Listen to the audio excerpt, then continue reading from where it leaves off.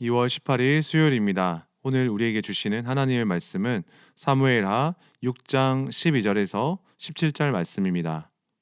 어떤 사람이 다윗 왕에게 아뢰어 이르되 여호와께서 하나님의 계로 말미암아 오벳에돔의 집과 그의 모든 소유에 복을 주셨다 한지라.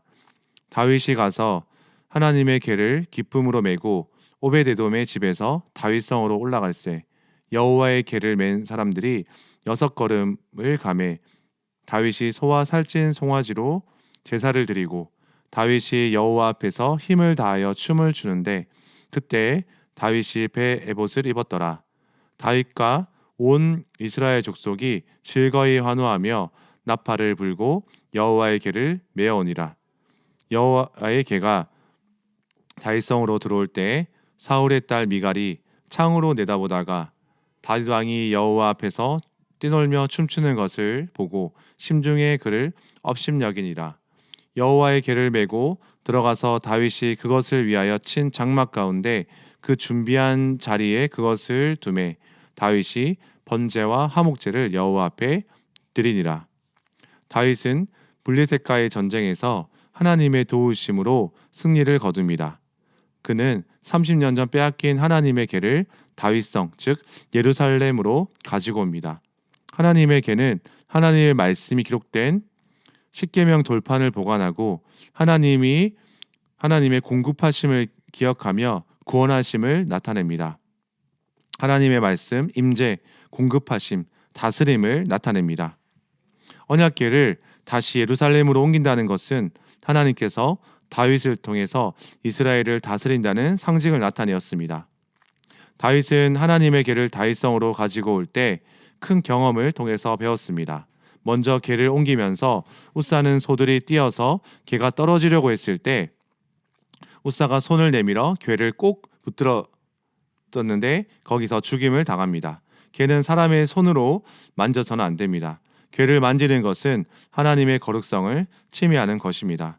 이후 하나님의 궤는 오벳에돔의 집안으로 옮겨졌습니다. 이곳은 재난이 있었던 곳과 가장 가까운 레위인의 거처였습니다. 사람들은 여기서 더 이상의 재앙을 피할 수 있기를 바랬습니다. 여기서 3달 동안 궤를 보관했습니다. 하나님께서는 오벳에돔의 집과 그의 모든 소유에 복을 허락해 주셨습니다. 이제 다윗은 하나님의 궤를 오벳에돔의 집에서 예루살렘으로 옮기려고 합니다. 다윗은 하나님의 궤로 인해서 하나님의 은혜와 축복이 흘러갈 수 있다고 믿었습니다. 예루살렘으로 향한 하나님의 언약궤의 순례는 기쁨으로 진행되었습니다. 큰 축제를 벌였습니다. 이방 민족으로 인해서 빼앗긴 궤가 제자리로 돌아온다는 것 자체가 하나님 앞에서 감사하며 이스라엘 모든 백성들이 함께 기쁨을 누리는 날이었습니다.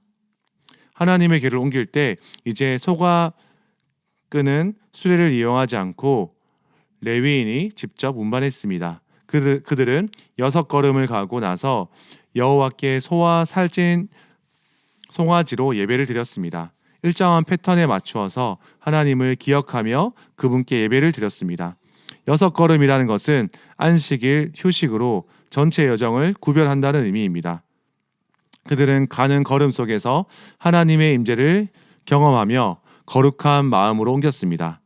다윗은 어떻게 반응했습니까? 그는 배 에봇을 입었습니다. 세마포 겉옷을 입었습니다. 길게 늘어뜨린 옷입니다. 다윗은 하나님 앞에 선 예배자로 서서 하나님 앞에서 온 힘과 마음을 다해서 춤을 추었습니다.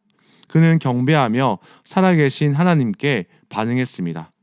그는 사람들의 눈치에 매이지 않고 채통을 지키지 않고 너무나 기쁘게 몸을 흔들어서 맨살이 보일 정도로 춤을 추었습니다. 그는 이스라엘의 왕이라는 타이틀보다도 하나님의 자녀라는 정체성으로 그분 앞에 섰습니다.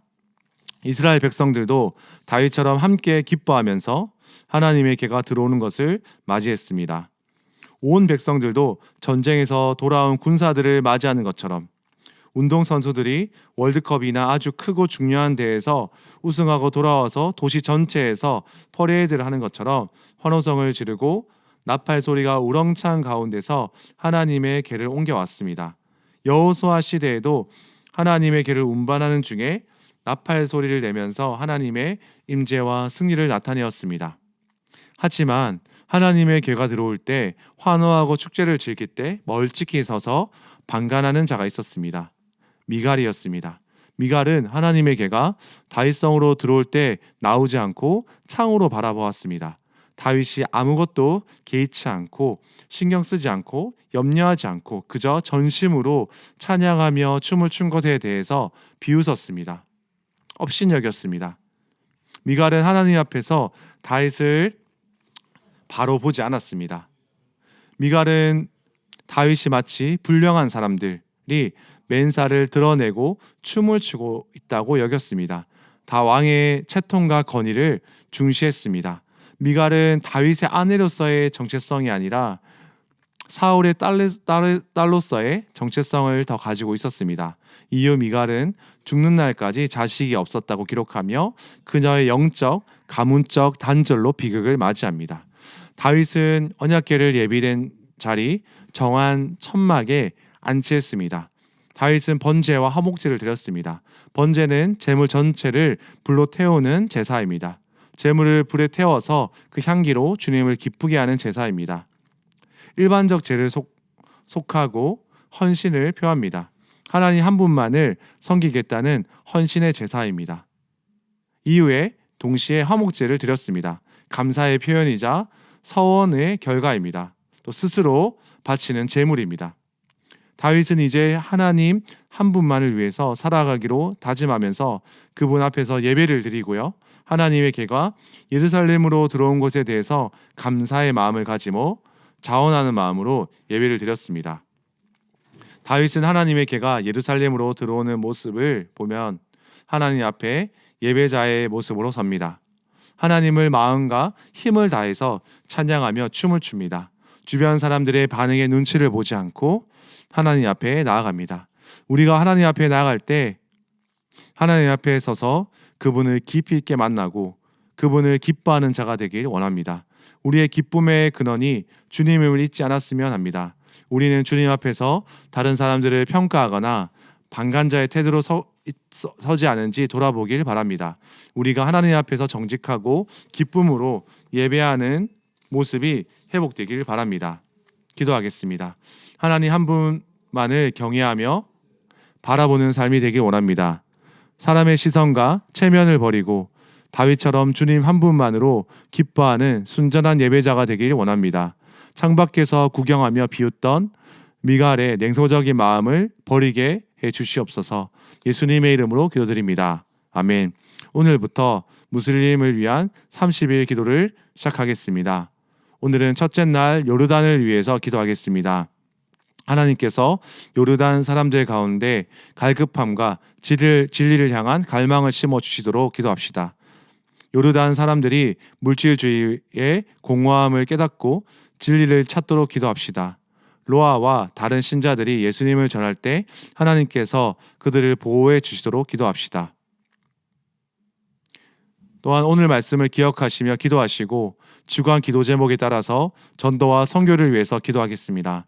신부산 교회가 전도하는 교회, 선교하는 교회가 되도록, 신부산 교회가 부산 지역에 죽어가는 영혼을 살리는 교회가 되도록, 우리 교회가 파송하고 후원하는 선교사님들과 세계 선교를 위하여 기도하겠습니다.